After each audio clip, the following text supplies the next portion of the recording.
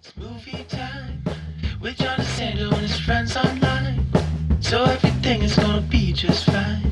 From the top down to the bottom. He's gonna let you know if you should stay home or if you should go. Might even yell if it's a spectacle. From San Francisco to Long Island. 'Cause nothing's better than It's Movie Time is produced and hosted by John DeSando. Listen to broadcast shows Fridays at 4:01 and 8:01 p.m. Read reviews and listen to shows online at WCBE.org. I'm John DeSando, And I'm Mary Yerina. and this is It's Movie Time. Mary, next week I'll be in Jacksonville, and for the condominium complex that my daughter Jessica lives in, they're opening a movie club, and I'm going to be the featured guest then. And I have selected for discussion, before we talk about Oscars, just to get them going on how you do a good discussion, The Crying Game. Interesting choice. Isn't it? And then, Especially for Jacksonville, Florida. and I said to myself, well, no, this Emilia Perez, I think we need to look at that. And I said, now, who could handle Emilia Perez? I said, it's of course Mary. But anyway, but I thought there was something in the air that made me do Crying Game before I was aware of Emilia Perez. So we're talking trans subject. Yes. And so I'm feeling really good about it. So next week when I open it up with them, I'll point out Emilia Perez. And because it's on Netflix, and if you're a subscriber, it costs you nothing. Right, it's accessible from home. Which is, currently it's favored in many spots. It has, so this film was conceived by Jacques Audiard, who's a very well-known, award-winning French filmmaker, who really came into his own not more than 30 years ago, and he's 72 years old, and he's still making very original films. And this film has become the most recognized film that he has ever made in terms of the number of awards and film festivals, etc., that it's been nominated for. So, Well, Mary, it won. pretty. There is buzz. Now, it won the Golden Globes for the best musical or comedy. Weird category. Best. It is also, but it is a musical, but hardly a comedy for me. I have to dig a little bit further. There are comedic elements in it, I think. There are a few moments in Emilia Perez that genuinely made me laugh. It's billed as a musical comedy crime thriller. Mm-hmm. For me, it was very short on comedy Yes, me too. and very short on music. I found Oh, yeah. the music is used as a device to enter the mind of the four main female characters and hear what their inner thoughts and struggles are. And then also there's a couple of musical numbers that are private conversations between some of the characters. And it was done in a very breathy, talky kind of way, not great voices breaking into song.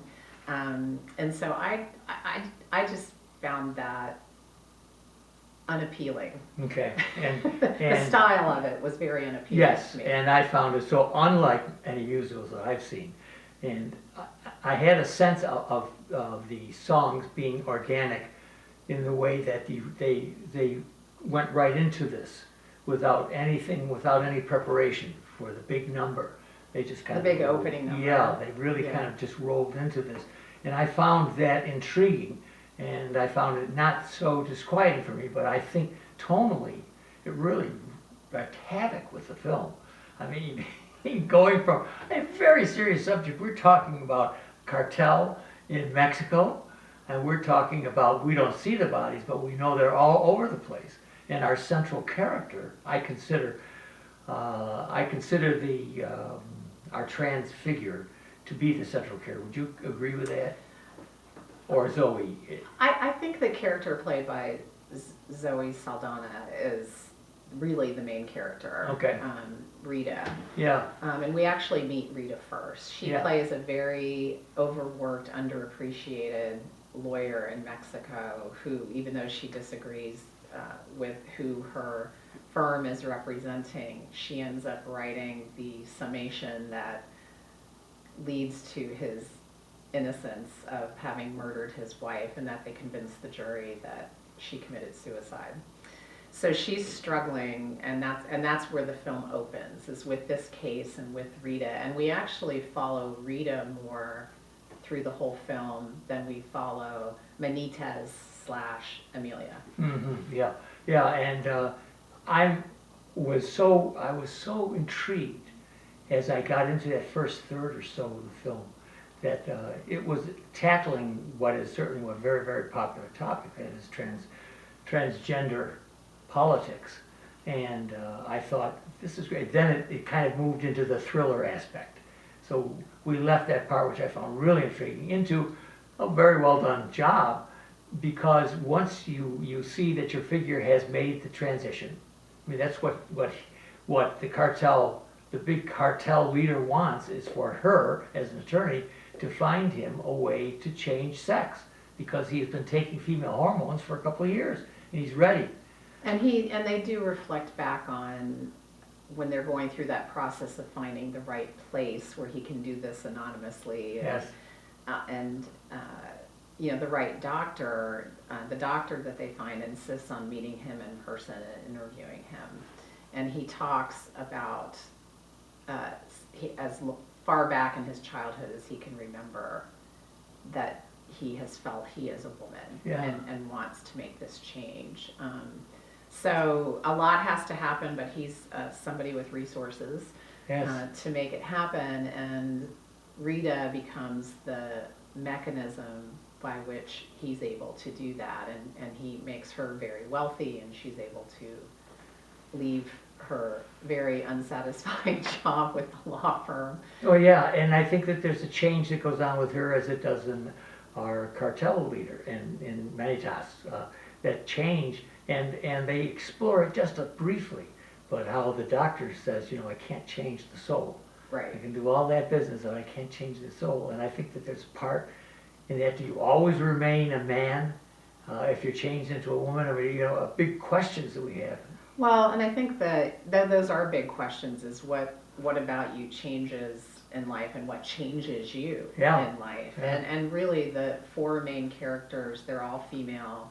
They all undergo transformation, which I think is really the point of the movie. Yes, yeah. But it's a long, winding road to get there, and then it devolves into the thriller part of it, where, much like an opera, which this did originate as Yes, the I know. libretto for Isn't an that opera, a lot of people die without giving anything away. Yeah. So there's a lot of redemption that's being sought by Emilia with who she is now versus who she was as Manitas, including, and to your point about the doctor's comment, Manitas is married to Jesse, who is an American, who we don't really know how they ultimately came together as the story is unfolding. They have two sons.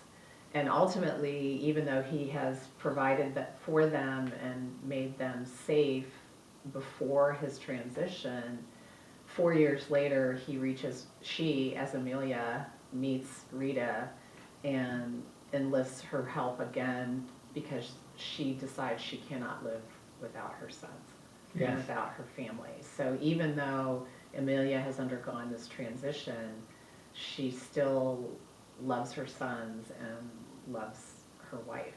Yeah, yeah. I just found that so intriguing. And there's one point when the child says, "You smell like Papa." It was wonderful. Of course, it's still your Papa, even though you've changed. And it reminded me in some way of Mrs. Doubtfire. I don't know if you ever saw that. Yeah.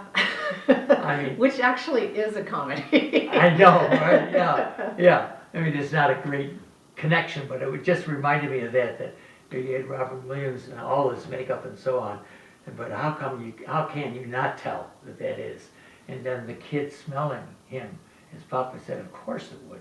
There's something indefinable. Your in there. pheromones. Yeah. And I just so much agree with you. Boy, this is a film about change, and all of our central characters are going through change, including who was it, Selena Gomez? Selena Gomez plays Jessie, the wife of Benitez. Yeah. And I find her, although a small part, if you're expecting to see big musical numbers from her, you're not going to get them on this. If you go to it expecting to see her in a large role, but I was impressed by her role, and by the ambivalence that she felt toward him, toward her husband that she thought was dead. I mean, it's a film with maybe too much complexity, maybe too much. It's overstuffed. It is. I would agree with that. It's overstuffed and should have. There should have been more editing with a mind's eye to telling this story in a way that the audience will fully appreciate. And I think the use of music and other aspects of the film take away from the transformational journeys that these women are on. And I actually found Jessie to be the character that makes the least amount of transition.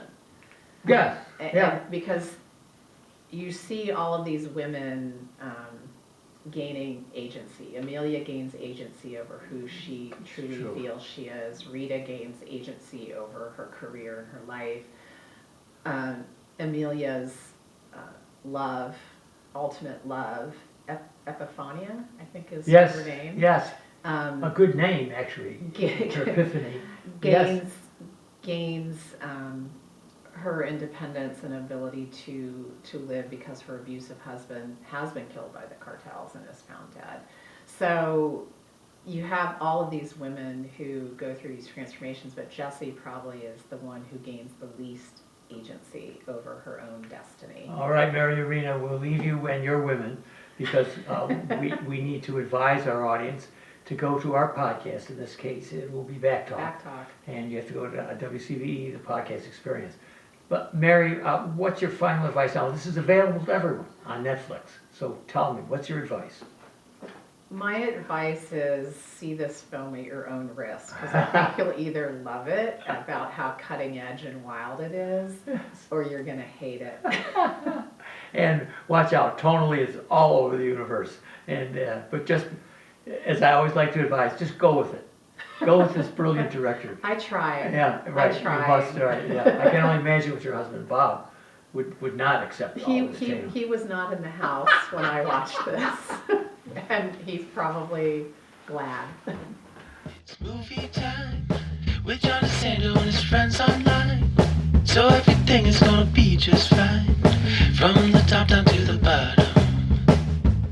He's gonna let you know if you should stay home or if you should go. Might even yell if